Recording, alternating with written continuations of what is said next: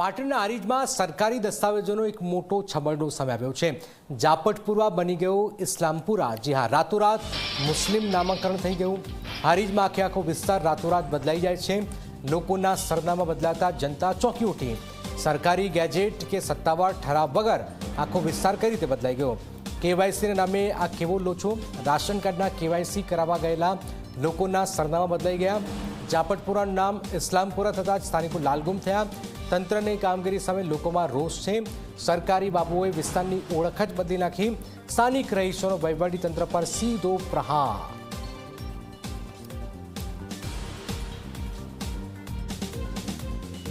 પહેલા આ વિસ્તારનું નામ જાપટપુરા વિસ્તાર હતું, અત્યારે જાપટપુરા વિસ્તાર છે અને આજીવન જાપટપુરા વિસ્તાર રહેશે અને એવું અમે આવેદનપત્ર પણ આપવાના છીએ।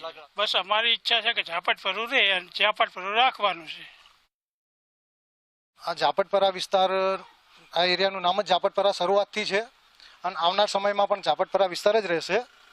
અને સમસ્યામાં જોવા જઈએ તો અહીંયા રેશનિંગ કાર્ડની અંદર ટૂંક સમયની અંદર જોવા જઈએ તો પાછલા કેટલાક સમયની અંદર લગભગ મારે અંદાજ મુજબ 3 થી 4 મહિનાથી જેને રેશનિંગ કાર્ડ કઢાયેલા છે એનાથી કોઈ જૂના હોય તો એની અંદર જાપટપરાની બદલે ઇસ્લામપુરા નામ આવે છે, જે કોઈ તંત્રની બેદરકારી છે।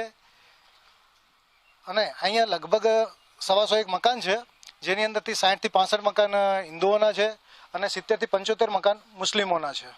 જ્યારે અન્ય ડોક્યુમેન્ટની અંદર જેમ કે આધાર કાર્ડ, ચૂંટણી કાર્ડ, એની અંદર જાપટપુરા વિસ્તાર જ બોલી રહ્યું છે અને રેશનિંગ કાર્ડ જે પાછળના કઢાઈએ છે કેટલાક સમયથી તો એની અંદર ઇસ્લામપુરા વિસ્તાર લખેલું આવે છે। અત્યારે આ પહેલા જાપટપુરું હતું, અત્યારે કેવી રીતે થઈ ગયું ઇસ્લામપુરા?